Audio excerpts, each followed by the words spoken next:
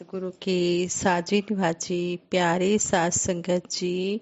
प्यार और सत्कार से कहना धन निरंकार जी। कितनी महिमा गाऊं कितना करूं सत्कार।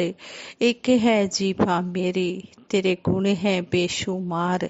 मुझ नीच निमाने को तूने दिया है इतना प्यार। तेरा शुक्र है लख लख बार। तेरा शुक्र है लख लख बार। हे सतगुरु निरंकार दातार, हम आप जी का हर पल शुक्राना करते हैं।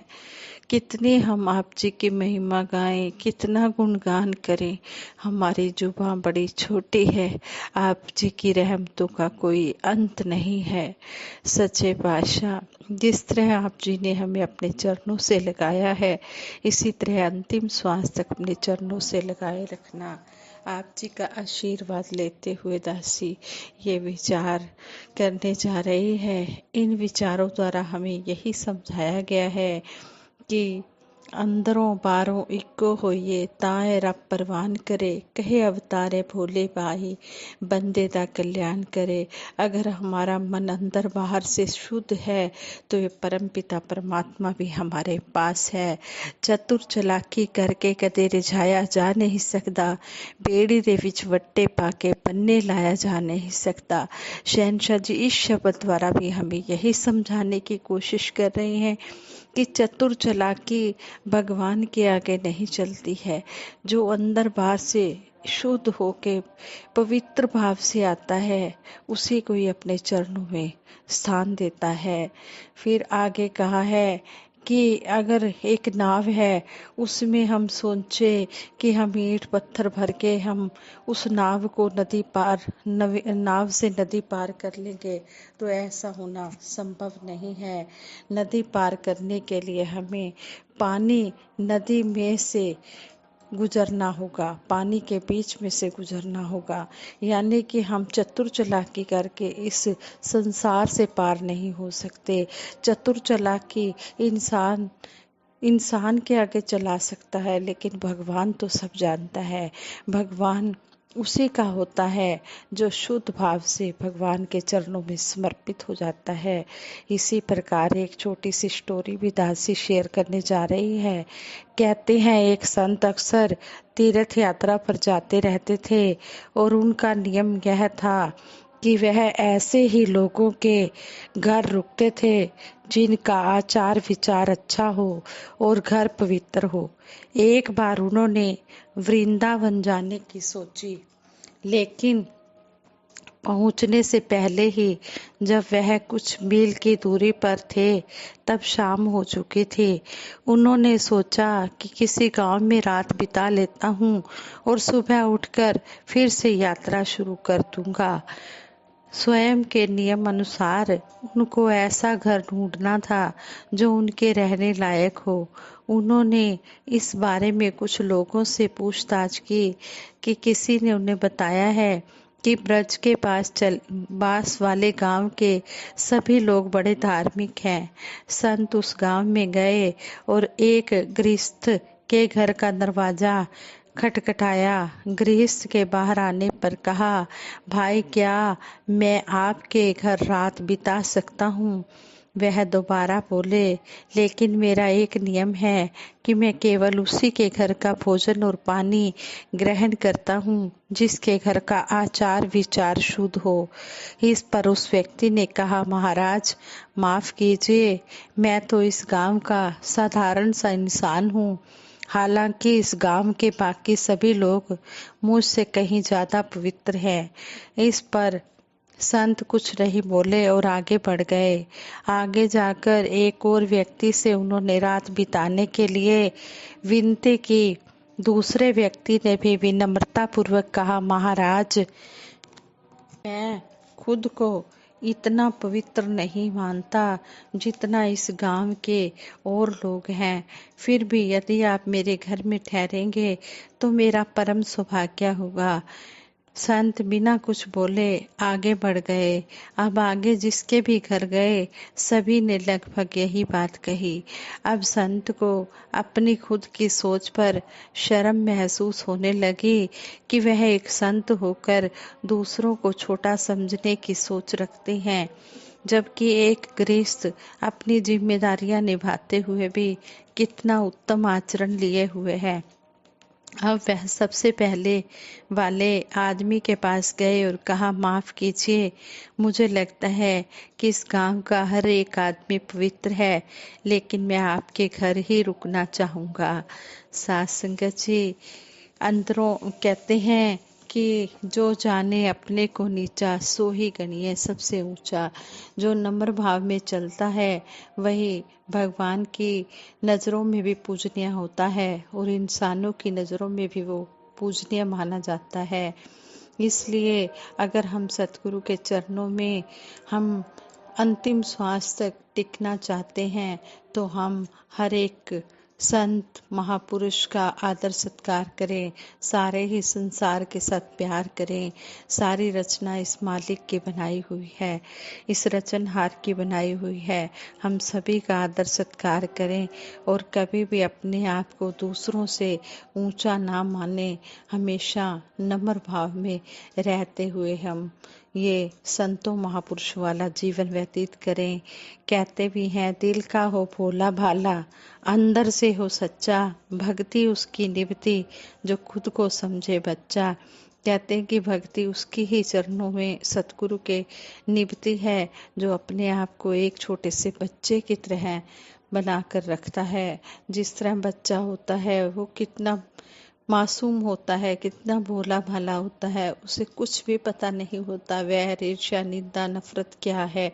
वो तो एक शुद्ध भाव से सबके साथ व्यवहार करता है। इसी तरह हमारा भी व्यवहार हो, हम चतुर चालाकी करके इस दरबार में ना आए, हम भोले भाले अंदर बाहर से पाक साफ बन कर आए।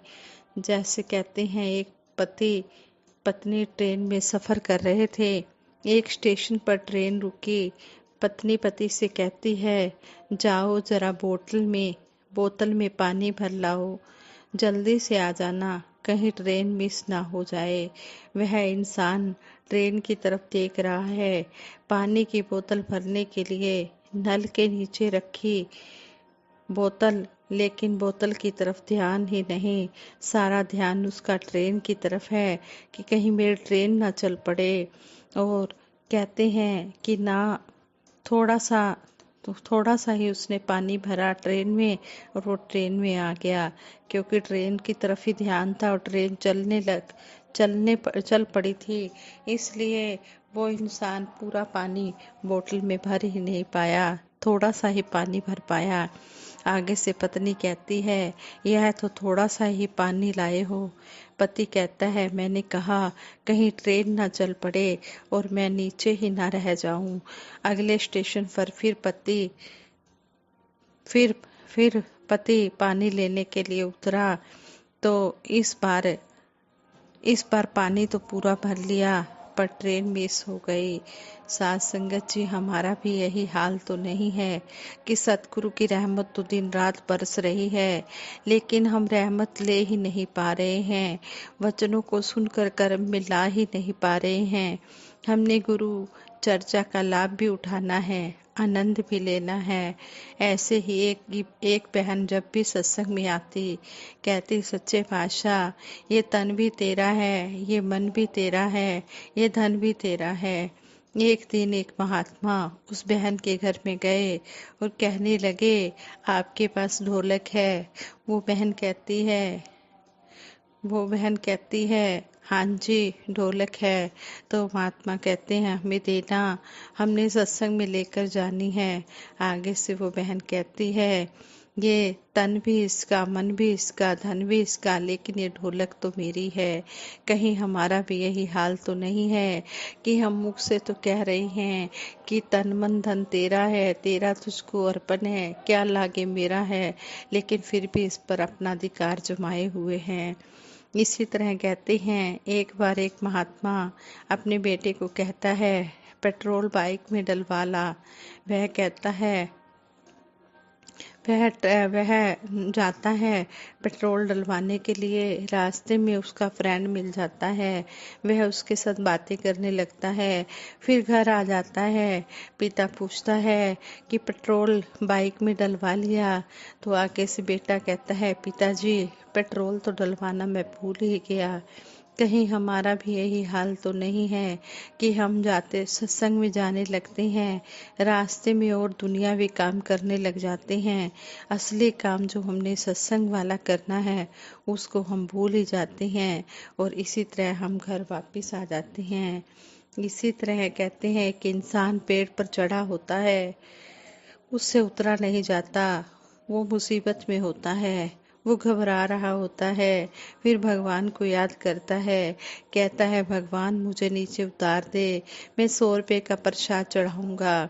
फिर थोड़ा सा नीचे और आता है, फिर कहता है भगवान अब मैं इतना नीचे आ गया हूँ, चलो मैं 50 रुपये का प्रसाद चढ़ा दूंगा। इस तरह चालाकियाँ करने से इंसान बाज नहीं आता है। तो सतगुरु यही समझाते हैं कि हमने चतुर चालाकी नहीं करनी है। भोले भाव रीझे रघुराई, भोले भाले भक्तों पर ये प्रभु परमात्मा रीझता है। अंदरों होर ना हुआ ते बाहरों होर ना हुआ, खाम खत होते चने दा शोर ना हुआ। हम अंदर बाहर से होकर हम इंसान से तो अपनी चालाकियाँ छुपा सकते हैं, लेकिन इस भगवान से नहीं छुपा सकते। ये भगवान उन्हीं को अपने चरणों में लगाता है जो अंदर बाहर से शुद्ध विचार का होता है। इस तरह सतगुरु माता सुदीक्षा जी हमें हर पल यही समझाते हैं कि अंदरों बाहरों इको होइए ताहे रब परवान करे, कहे अवतारे भोले भाई बंदे दा कल्याण करे। कि जब हम अंदर बाहर से एक हो जाते हैं तभी हमारा कल्याण हो सकता है, तभी ये परमपिता परमात्मा हमें इस भव सागर से पार कर सकता है, तभी अपने चरणों में जगह दे सकता है, तभी हम सेवा सिमरन सत्संग कर सकते हैं। इसलिए हम चतुर चालाकी करके कभी भी इसके दर पर ना आए। ये अंतर्यामी है, घटघटवासी है, इसको सब कुछ पता है कौन किस भाव से आया है। ये हर एक के भाव को देख लेता है। अंतर्यामी है, घटघटवासी है, अंतर्यामी से कुछ भी छिपा नहीं है। घट घट के अंतर की जानत, भले बुरे बुरे की पीड़ पहचानत। इसको हर एक घट का पता है किसके मन में क्या चल रहा है। ये सबके घट का अंतर्यामी है। संपूर्ण हरदेव वाणी में भी सतगुरु बाबा हरदेव सिंह जी महाराज कहते हैं, अपना अपना अंतर्यामी जग में हर इंसान है, अपनी नेकी और बदी से कौन भला अनजान है। कि अपना अपने अपने अपने मन का सबको पता है। इसलिए हम शुद्ध भाव लेकर आए और सतगुरु के रहमतों के भागीदार बने, सतगुरु के आशीर्वादों को प्राप्त करें। साथ संगत जी प्रेम से कहना, धन निरंकार जी।